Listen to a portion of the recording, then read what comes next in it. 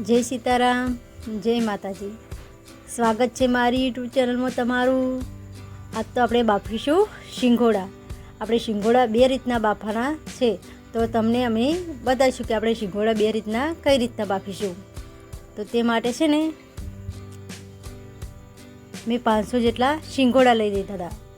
શિંગોડા આપણે છે ને 2-3 પાણીએ સારી રીતે ધોવાના છે કે એમાં ચોથી બહારથી શિંગોડા આવે તે માટે એમાં ધૂળ છે, માટી લાગી હોય તે બધી ધોવાઈ જશે અને શિંગોડા સારી રીતે સાફ થઈ જશે। આપણે શિંગોડાને છે ને પહેલાં એક કુકરમાં લઈ લઈશું। જે ધોયા હતા શિંગોડા તૈયાર કરે તે થોડા અડધા કુકરમાં લેવાના છે, અડધા આપણે બીજી રીતના બાફવાના છે। એટલે આપણે આ શિંગોડા બધા કુકરમાં એડ કરવાના નથી, આપણે થોડા જ એડ કરીશું। હવે તેની ઉપર છે ને આપણે એક રૂમાલ જાડો લેવાનો છે। રૂમાલને આપણે પાણીમાં પલાળીને લેવાનું। રૂમાલને આપણે બહુ નેચવાનો નથી, થોડો ભીના જેવો રાખવાનો છે। અને જે આપણે શિંગોડા કુકરની અંદર એડ કર્યા હતા તેની ઉપર આપણે આ રૂમાલ ઢોકી દેવાનો છે। આપણે છે ને અંદર કુકરની અંદર કંઈ પાણી એડ કરવાનું નથી।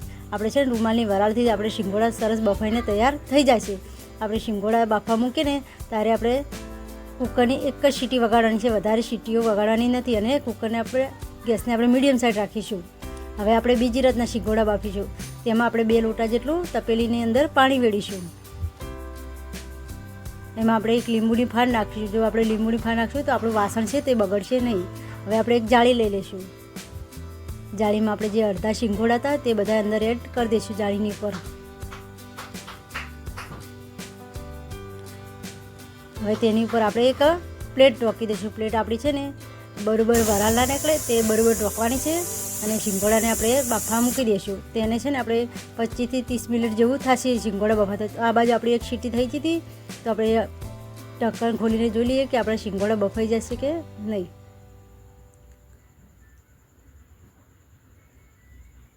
તો જો આપણા શિંગોડા સરસ બફાઈને તૈયાર થઈ જશે। આપણે શિંગોડા છે ને થોડા કઠણ હશે તો ખાવામાં બહુ સરસ લાગશે, અને બહુ પેલા થઈ જશે પોચા તો આપણે ખાવામાં મજા નહીં આવે, એટલે આપણે થોડા કઠણ જ રાખીશું। હવે તે આપણા શિંગોડા બફાઈ જાય તેને એક પ્લેટમાં કાઢી લઈશું બધાને, અને શિંગોડાને આપણે ઠરવા મૂકી દઈશું એક બાજુ। હવે આપણે બીજા શિંગોડા જે બફાણા હતા તપેલીમાં તે પણ જોઈ લઈએ બફાઈ જશે કે નહીં। તેને છે ને આપણે 30 મિનિટ સુધી બફા દે હોય ત્યારે જ બફાશે, એટલે એને વાર લાગશે થોડી બફાતે। તો જો આ પણ શિંગોડા આપણે જોઈ લઈએ કે બફાઈ જશે કે નહીં।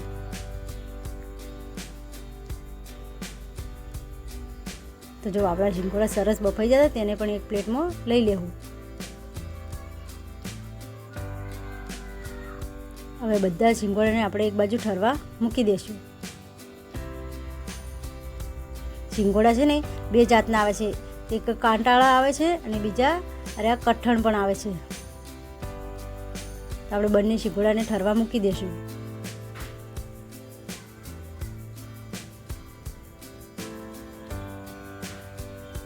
શિંગોડા છે ને તે શિયાળાની સિઝનમાં જ આવે છે, અને શિયાળાની અંદર ખાવાની બહુ મજા આવે છે। આપણે હવે શિંગોડા ઠરી જતા 2 શિંગોડા એક વાડકામાં લઈ લઈશું।